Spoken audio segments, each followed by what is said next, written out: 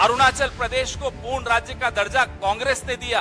इनकी तरह नहीं कि पिछले साल हम इनको बार बार चेतावनी दे रहे थे कि चीन नाम बदल रहा है अरुणाचल प्रदेश में कई इलाकों के, तो मोदी जी कहते थे नहीं कोई बात नहीं, नाम बदलने से क्या होता है, देख लीजिए अब आप दरवाजे पर दस्तक देने आ गए। डॉन्ग फैंग से आपके क्या रिश्ते हैं, हम ये जानना चाहते हैं। क्या मजबूरी थी? विश्व बैंक ने पाबंदी लगाई, ब्लैकलिस्ट किया अमेरिका ने, ब्लैकलिस्ट किया यूरोप ने, और डॉन्ग फैंग को एक महत्वपूर्ण बॉर्डर स्टेट का स्मार्ट मीटर का ठेका, माफ कीजिएगा, मोदी जी ने दिया। जब भारतीय जनता पार्टी सत्ता में नहीं हो तब भी ये लोग मिलने जाते हैं। BJP legislators take lessons at school run by Communist Party of China. उनसे शिक्षित होने जाते थे। ये देख लीजिए साहब, ये है इनकी असलियत।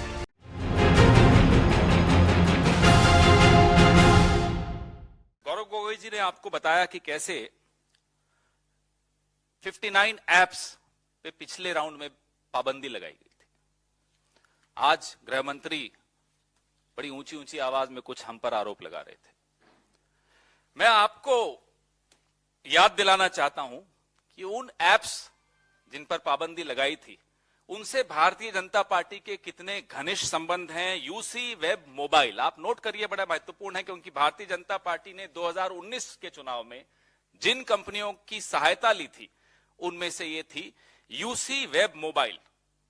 ये सेवाएं भारतीय जनता पार्टी ने ली और 2017 में इसी कंपनी पर भारतीय जनता पार्टी ने आरोप लगाया था कि ये भारतीयों का डेटा चुराकर चीन भेजती है। लेकिन 19 में इसी कंपनी को भारतीय जनता पार्टी ने इस्तेमाल किया। मजबूरी क्या थी प्रधानमंत्री जी की, हम नहीं जानते। दूसरी company share it technology, share IT या शेयर इट, जो भी कहना चाहें, इसी कंपनी पर पाबंदी लगाई कि यह देश की संप्रभुता के लिए खतरा है।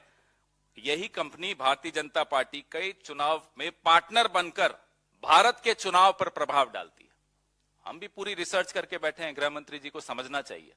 हमारे राजीव गांधी फाउंडेशन के खाते पब्लिक डोमेन में हैं, सबके सामने हैं, कुछ छिपाने की बात नहीं है, सार्वजनिक हैं।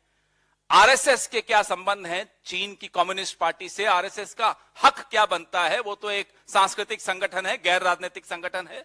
क्यों बार बार चीन के दरवाजे पर दस्तक देते हैं? क्यों चीन की कम्युनिस्ट पार्टी के साथ पार्टनरशिप करते हैं?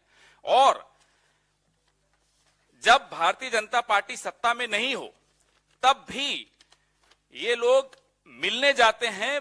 BJP legislators take lessons at school run by Communist Party of China. उनसे शिक्षित होने जाते थे। ये देख लीजिए साहब, ये है इनकी असलियत। एक फाउंडेशन है जिसमें विदेश मंत्री के सुपुत्र काम करते हैं, बड़े अच्छे पद पर काम करते हैं। चीन के दूतावास ने उस फाउंडेशन को पैसे दिए, लगातार दिए, 2016 से लेकर लगातार देते आ रहे हैं। हमने तो यह आरोप नहीं लगाया साहब कि क्या विदेश मंत्री के सुपुत्र उस फाउंडेशन में हैं इसलिए यह पैसा दिया जा रहा है, इसका क्विड प्रो को क्या है, हमने ऐसे कोई आरोप नहीं लगाया, वो भी पब्लिक डोमेन में है। राजीव गांधी फाउंडेशन को अगर कोई पैसा दिया, वो इकोनॉमिक टाइज को कैसे इंप्रूव करना है उसकी स्टडी के लिए दिया। और फाउंडेशंस पूरे विश्व से लगातार अलग अलग जगह से पैसे लेती हैं, सार्वजनिक पटल पे होता है वो। लेकिन इंडिया फाउंडेशन और विवेकानंद फाउंडेशन के चीन से क्या संबंध है उसका खुलासा कीजिए गृह मंत्री जी। अनुमति ले लीजिए दोवल साहब की, बताइए क्या संबंध है दोवल साहब के और उनके फाउंडेशन के चीन के साथ।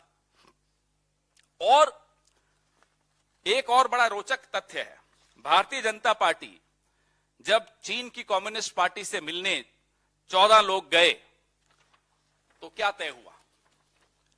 यह तय हुआ कि दोनों विश्व की सबसे बड़ी पॉलिटिकल पार्टीज हैं, इनका अलायंस होना चाहिए और एक ग्लोबल पॉलिटिकल पार्टीज अलायंस बनना चाहिए।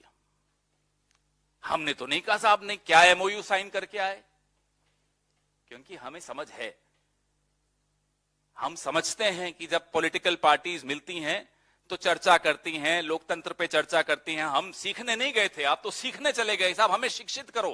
Communist Party of China Bharatiya Janata party को शिक्षित करती है। बताइए इससे बड़ा रिश्ता क्या हो सकता है?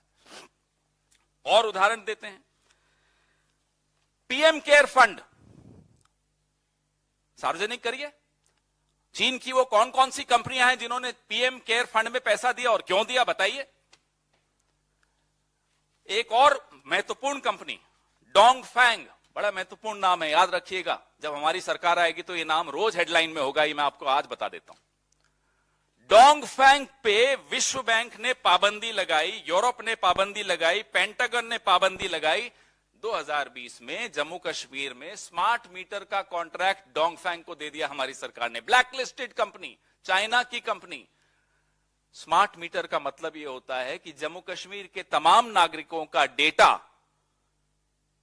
डोंगफैंग यानी कि चाइना के हाथ में आपने सुपुर्द कर दिया। बॉर्डर स्टेट जम्मू कश्मीर, डोंगफैंग से आपके क्या रिश्ते हैं, हम ये जानना चाहते हैं। क्या मजबूरी थी?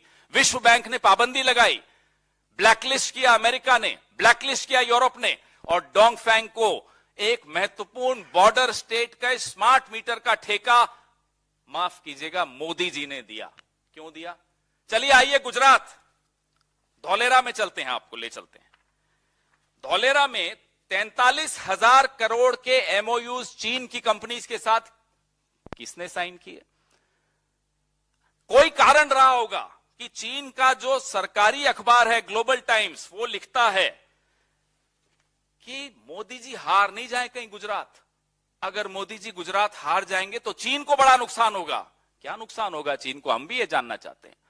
ये जो गौरव गोगोई जी बता रहे थे, 19 जून 2020 को दी गई क्लीन चिट चाइना को मोदी जी द्वारा, क्या ये राज इस क्लीन चिट का इन्हीं तमाम तथ्यों में तो नहीं छिपा हुआ? क्या ये राज धौलेरा में तो नहीं छिपा हुआ? क्या ये राज डोंगफैंग कंपनी में तो नहीं छिपा हुआ? या उन कंपनियों में जिनका share it technology, UC web mobile, Chinese companies जिन पर मोदी जी का चुनाव निर्भर करता है।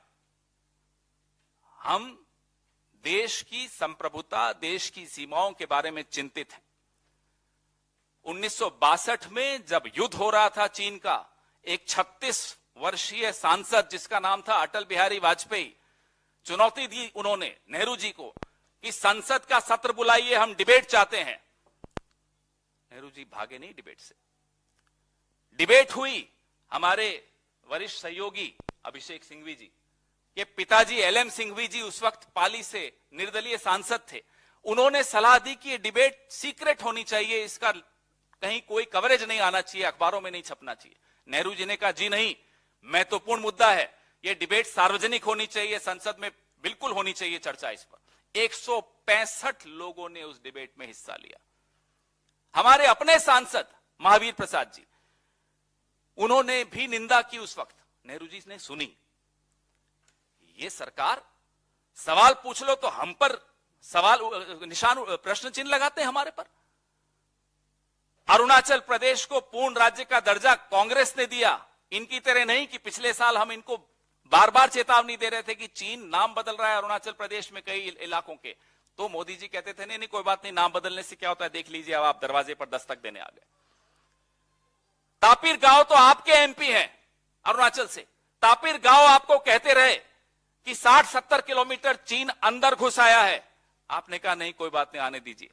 ये क्या राज है? क्यों घबराते हो आप चीन से? क्यों 18 बार आप चीन के राष्ट्रपति से मिलते हो? क्यों आप लाल शॉल ओढ़ के उनके आगे झुककर उनको सलाम करते हो? हम ये सवाल आपसे आज पूछना चाहते हैं। हम पूछना नहीं चाहते थे पहले, लेकिन आपके रवैया देखकर संसद में भी और संसद के बाहर भी आपका रवैया देखकर हम मजबूर होकर ये पूछ रहे हैं कि मजबूरी आपकी क्या है? क्यों आप चुप हो जाते हो चीन के सामने? क्यों आप डर जाते हो चीन के सामने? क्यों देश की सेना का अपमान करते हो आप चीन के सामने? क्यों देश की सीमाओं के साथ आप खिलवाड़ करते हो चीन के सामने? ये सवाल हम पूछेंगे और बार बार पूछेंगे।